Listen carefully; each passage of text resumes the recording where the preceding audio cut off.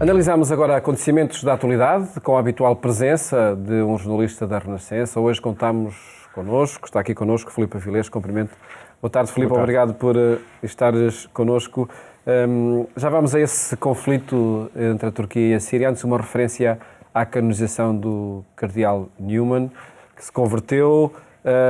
Que sinal é este da canonização do Papa, canonização pelo Papa Francisco, e que solidificação acontece também no diálogo entre fé e razão? Bom, é o culminar de um processo que começou já com Bento XVI, pelo menos no passado mais recente, com a beatificação. Bento XVI sabemos que era um grande admirador de Newman, o que é curioso porque são duas escolas muito diferentes, a escola inglesa e a tradição mais alemã, mas o Papa Bento XVI tinha uma grande admiração por ele e terá sido inspirado por ele em algum do seu trabalho teológico também. Newman é uma presença muito importante para os católicos ingleses, foi um convertido, liderou um movimento com vários outros convertidos do anglicanismo para o catolicismo e foi assim um precursor, de certa forma, de uma tendência que foi aumentando ao longo dos anos, que culminou com esta abertura que o Papa Bento XVI deu e que se mantém para alguns anglicanos se converterem ao catolicismo, entrar em comunhão com Roma, se calhar é o melhor termo, sim, mantendo algum do seu património litúrgico e das suas tradições. Portanto, isto vem fortalecer, se calhar, essa tendência, vai ser uma coisa muito bem acolhida, sobretudo por esses católicos, mas por todos os católicos de língua inglesa em geral, porque ele tem uma grande influência no mundo global. Aproxima as duas igrejas? Penso que sim. Continua este movimento de aproximação, porque o Newman, apesar de ter deixado de ser anglicano para ser católico, penso que não era um homem que queimava pontos. Portanto, ele é bastante consensual, pelo menos entre uma certa elite intelectual anglicana, porque era um teólogo muito sério, um homem de grande sinceridade e, portanto, acho que esta valorização do trabalho dele, da vida dele, poderá, sim, construir pontos numa altura em que cada vez mais apesar de haver muitas divergências, se sentir cada vez menos uma inimizade, que já houve mais acesa, entre esses dois ramos do cristianismo. A honestidade intelectual que o próprio Newman viveu também ajuda, acredito, a essa aproximação.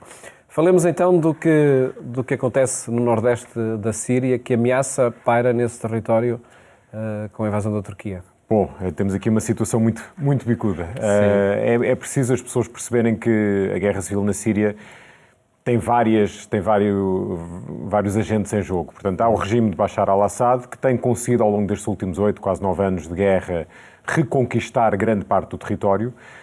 Há uma fatia no norte, na fronteira com a Síria, que ainda está nas mãos de rebeldes, mas que cada vez mais pressionados por Assad, juntamente com o apoio indispensável dos russos, do militar dos russos. E depois há uma zona no nordeste, que frequentemente dizemos que é a zona curda, não é só curda, é uma zona que de facto tem sido autónoma, tem-se organizado, é independente, não de facto, mas funciona de forma independente do resto do regime de Bashar al-Assad. São opositores, embora nos últimos anos, como tinham um inimigo comum mais premente, o Estado Islâmico e outros grupos jihadistas, não se maçavam, mas Assad tem uma grande desconfiança em relação a este projeto democrático que tem sido construído no nordeste da Síria.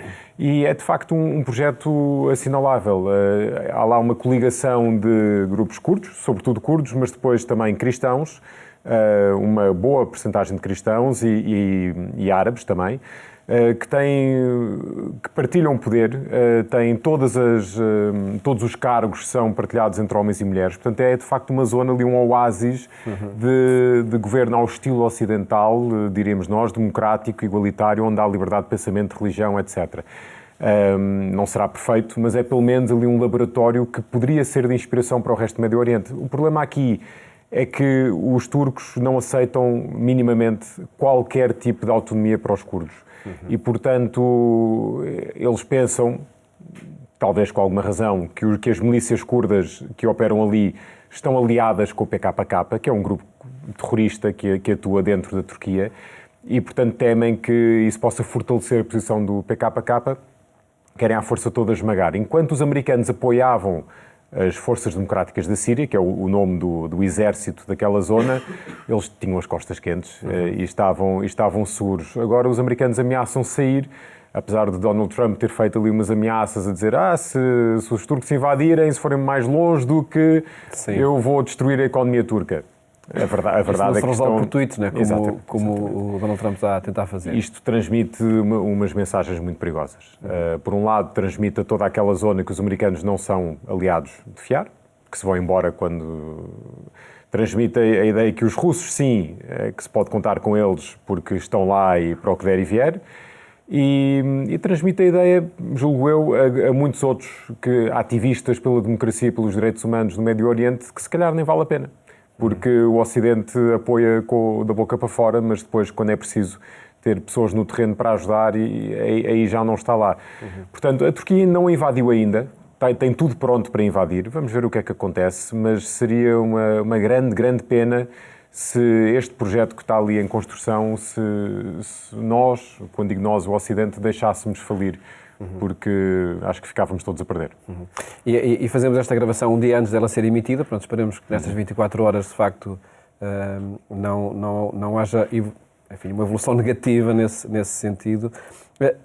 Uma invasão da Turquia a esse nordeste da Síria, neutralizando os curdos, que consequências pode ter no Estado Islâmico?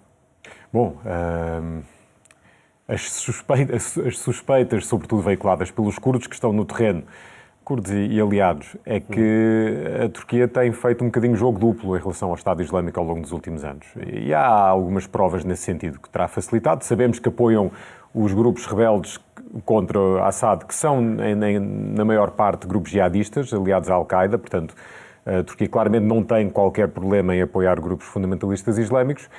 Há 12 mil reclusos do Estado Islâmico em mãos dos curdos e seus aliados no nordeste da Síria.